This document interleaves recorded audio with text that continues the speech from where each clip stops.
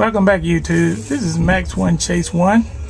Again, we're going to take a look at the slack adjuster on the heavy duty trucks. I'm at my house. I'm in front of my house and I'm doing some maintenance on my truck. And what I'm going to talk about today, or show you today, is how to install a grease fitting for your slack adjuster. Without that grease fitting, the grease in this slack adjuster is going to wear out, and then you're going to wear up and wear out that slack adjuster, and it's going to start sticking on you. First of all, when you have to install a slack adjuster or get a new one, make sure you check with the company that's installing your slack adjuster to make sure that it does have a grease fitting. And normally a grease fitting will go right here. As you can kind of see, I didn't ensure to make sure that they had a grease fitting on here, but I don't do that much driving with the truck except for my RV use.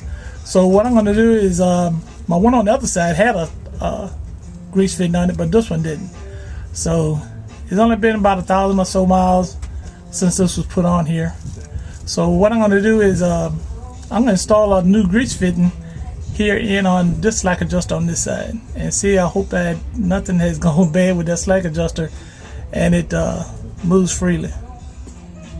The tools you'll need to install this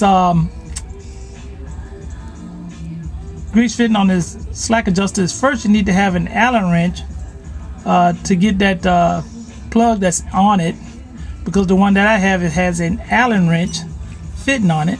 So this is the Allen wrench fitting that it fits. And also to have a rag so you can wipe the area to make sure the area is clean, so the tool will fit properly and give you the proper torque to get it off.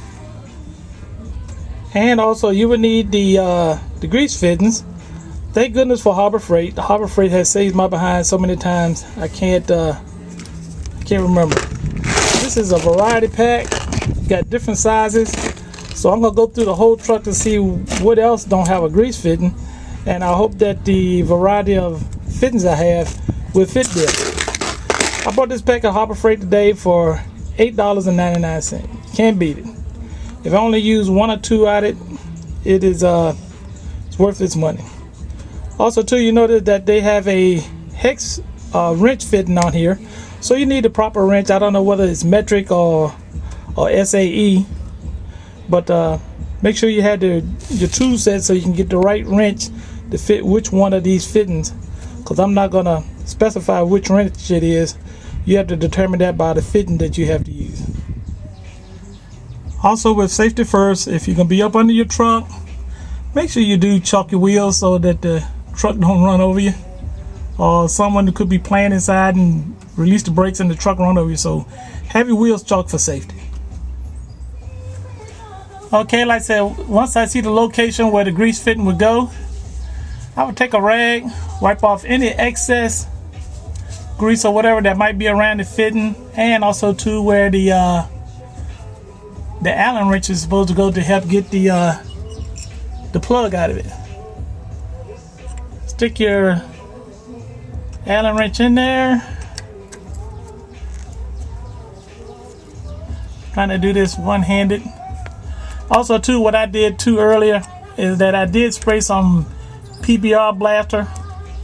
Believe me, I trust in PBR, because some of the stuff, if it's tough to come loose, PBR blaster will loosen it.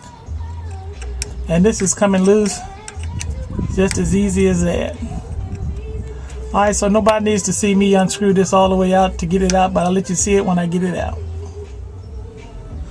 Okay, YouTube, that's the plug. Like I said, just a plug where some water and other dirt debris from the road don't get up in there until you get a grease fitting for the grease fitting that's gonna go in place of it. Now I'm gonna go ahead and size this up with the grease fittings I have and select the right one. Okay, YouTube, it'll do two different styles of fittings. One that's a straight out and one that curves. So whenever you're doing a grease fitting, sometimes that little bit of a curve out will make a difference when you're under here with a grease gun. So I decided to select the curved one instead of the straight out one, so that I can have easy access to it. And the simple thing, when you got a grease gun and the hose get kinked, little stuff like that can irritate you. All right, so I'm gonna go ahead and screw this one in and tighten it up, and then I'm gonna pump it up with some grease. Now after the grease fitting has been placed in, you pump grease in it. You're gonna pump a lot of grease if you haven't had one in there, and you can see a whole lot of the old grease that's in this whole area here and up this shaft to this area. And what it is, whatever color your grease it is, keep pumping it. It's gonna come out here where the manual adjuster is, here where the locking cam pin is, and then also to this shaft that goes all the way down from here. Now this has a rubber boot on it, which will store some grease, and also too it'll help keep water from coming in here and going into the slack adjuster. So when you pump grease, just keep pumping it, keep pumping it. You got to wipe it here, here, and here until you see your color grease that you start pumping in there start coming out. That means that you have replaced the whole system with the new type of grease you have in it, and you have it completely lubed when it's coming out here, here, and here. It'll be a little bit messy, but it's assurance to know that you've got grease in all the areas that are moving when you apply the brakes. Again, YouTube, hope you like this, hope this helped you. Putting in a new grease fitting is not bad at all.